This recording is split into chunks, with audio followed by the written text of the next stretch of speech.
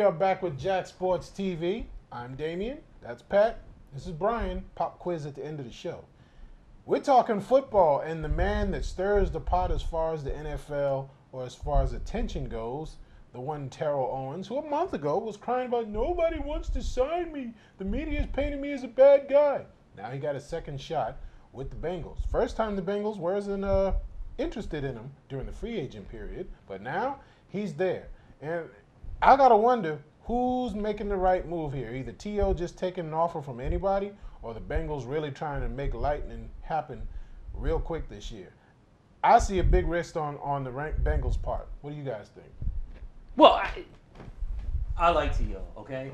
He's 36 years old. All right, is he the player he once was? We like you, Terrell. No, but the fact is he averaged 15 yards a catch last year, okay? There's not a lot of wide receivers in the National Football League doing that. Okay, the fact is he had Trent Edwards, no disrespect, as a quarterback. The fact is they lost their offensive coordinator coming into the season.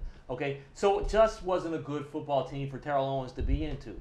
Now, what I thought we were going to talk about is T.O. dividing up the locker room, because I think it's a bunch of crap that when people talk about how T.O. divides up a locker room, locker rooms are basically like this, okay? You have cliques. Just like you have cliques in high school, you have cliques in college. And listen, I wasn't in the pros, but from what I heard, you've got cliques in pro locker rooms. So, you know, all these people want to bash T.O. for tearing up the team chemistry. The only person I care about is, were you in the locker room with Terrell Owens? I know Darren Woodson was, okay? And I know that Steve Young was. Everybody else at ESPN, I don't care what your opinion is. You weren't in the locker room. Shut up, okay? If he tore the team up so bad, how come there hasn't been a team that's won the next year? That's won the Super Bowl. T.O.'s gone. Okay, the party's on now. We'll win the Super Bowl. It just hasn't happened. Okay, maybe he bashes quarterbacks and maybe some need to be bashed. You know, maybe McNabb needed to be bashed. I know you got some opinions on it, Pat, and probably you don't agree. Well, I do agree with you, and to an extent. I do think that maybe Tony Romo didn't deserve quite what he got from T.O. But overall, look it. There's a reason why a guy who had been in Philadelphia as long as Donovan McNabb didn't have that whole locker room behind him. You know what? Maybe T.O.'s not as bad of a guy as we think. Maybe Donovan McNabb's not as good of a guy as he's portrayed as. Donovan McNabb, and I told you guys this, I lost all respect for Donovan McNabb. And when Terrell Owens was hurt, he said that team could have been undefeated with Brett Favre. And Donovan McNabb said that was black on black crime. I don't know how you guys think about that. I think it's foolish. He said it could have been Aaron Brooks, who is out of the league. It could have been Michael Vick, who is a terrible quarterback and a worse person. But because he said it about Brett Favre, it was black on black crime. I lost all respect for Donovan McNabb at that very moment. You know what? That's ridiculous. It's not about race. It's about Brett Favre being a good quarterback. And you know what? To me, Donovan McNabb, at that point in his career, was every bit as good as Brett Favre. It's just, why make the statement? A, why say it's black on black crime? Just absurd. And B, why say it would have been fine if he said it about a black quarterback, but because he said it about a white quarterback, the guy's an a-hole. Well, you know what, Donovan? No, maybe you're the a-hole. But T.O., I think that to an extent he gets a bad rap. To an extent, if you watch the games, there's something going on with that guy on the sideline. He's always talking to somebody. He's yelling at somebody. He hasn't been the best teammate. We have to say that. My honest opinion is... How do we know that? I mean, how do you really know that? First, you've seen him. We've seen him on the sidelines. I've seen Larry Fitzgerald on the sideline yelling at coaches. I've seen Anquan Bolden do it. The fact is, everybody does it. Everybody does it. Not as often as T.O. The camera's not on him. I've seen Kurt Warner at games chew out coordinators. Okay? The camera's never on those guys. It's on T.O. I just want to go back to something. I think Damian might feel me on this. Just like Ozzie Guillen, okay, the manager of the White Sox, says some things that only the Latino guys can feel. Sometimes... And he was wrong, too, by the way. Well, you know, maybe not.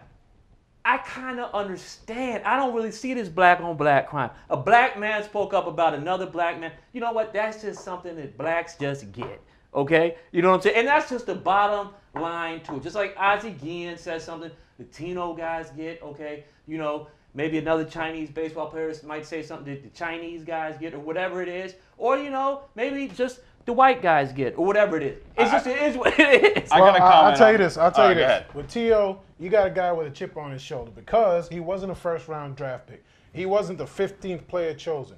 He was a small immaterial guy from a small school. You know, UTC's not one of those schools that make you say, "Ooh, this is big time." You know, he goes to a major team. You know, San Francisco got the West Coast offense, the brilliant coaching, the excellent quarterbacks. And who is this guy? You know, he comes in, makes his noise, gets it done on the field. Catches 100 passes on Jerry Rice Day. Okay. And, you know, when you come from nowhere, you kind of earn the right to make noise and say, hey, pay attention to me.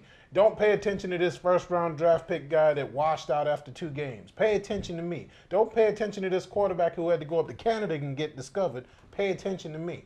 You know, and that's what he does throughout every stop in his career. And the consistent thing he's always done is he's always either deferred to another star on the team or he deferred to a quarterback who has it going on up here.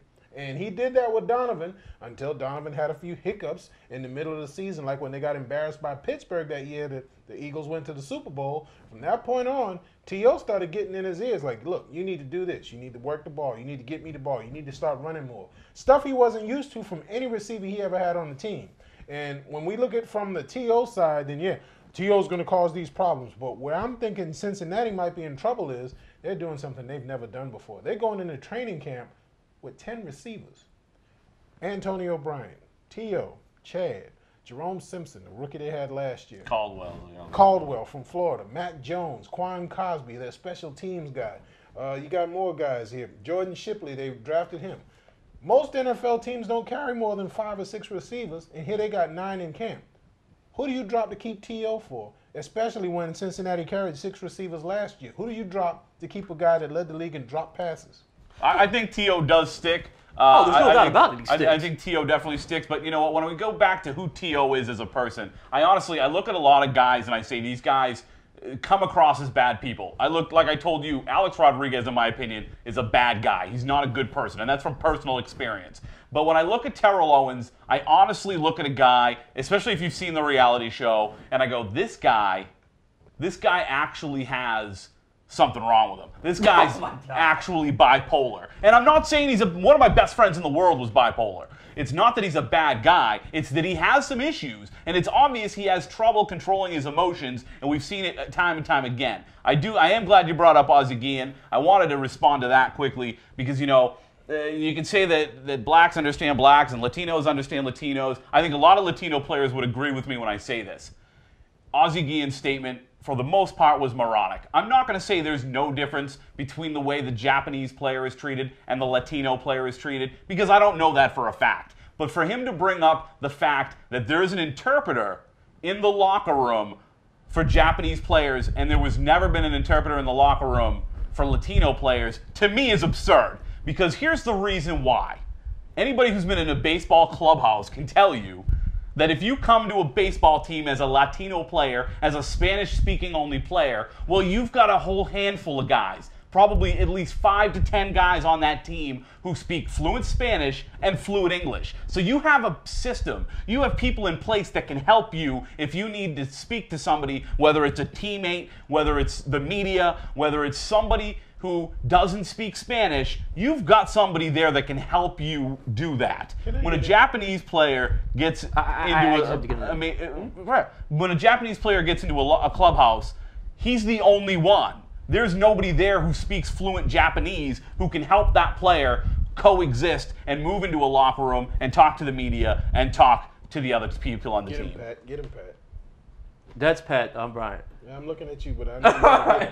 Hey, listen, we got to go out for a break. Stay tuned, though. Remember, Vegas Showgirls in the house. When we're coming back, more talk about Ozzie Guillen, more talk about T.O., and more talk. I'm sick and tired of certain guys constantly trying to bash T.O., and they got problems themselves. Stay tuned. We'll be back in 60. I love you, Terrell.